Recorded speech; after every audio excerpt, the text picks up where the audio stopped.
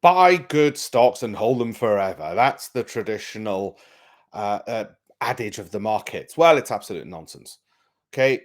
Can you dare to hold any stock today for the next 10 years? You can see that far into the future. Can you? You've got a really nicely well polished crystal ball. Let me show you something from Goldman Sachs, some research from their global investment research team. All right. It's this.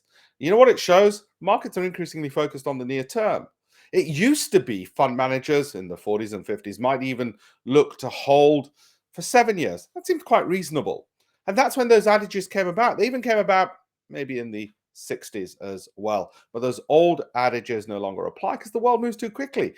My God, 18 months ago, we couldn't even have foreseen COVID, let alone let's just buy and hold stocks forever.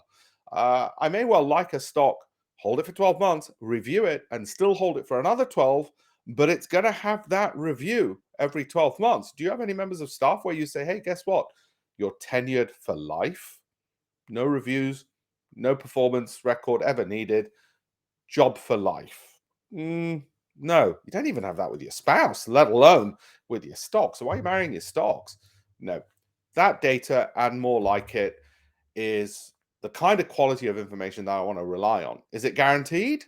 No. Does it mean every stock you hold for 12 months is magically going to do better? No. But what it means is once I've got my quality companies, 12 months, and then they've got to retest themselves to see if they stay in the portfolio. And every 12 months, I go through the gene pool of 10,000 global equities to pick the best 15 to 20 to enter my team. In other words, I sack my whole team every 12 months. Some might get reappointed, but they've got to reapply to be in the portfolio. That's the better way to look at it. Hope you found that useful, and hopefully it'll remove some of those useless adages and rumors and hearsay that journalists, lazy financial journalists, often perpetuate. Now you've got a bit more insight. Have a look at my campaign for $1million.com to teach 1 million people how to be better investors. It's completely free, and you can download some of my books through there as well. Thank you.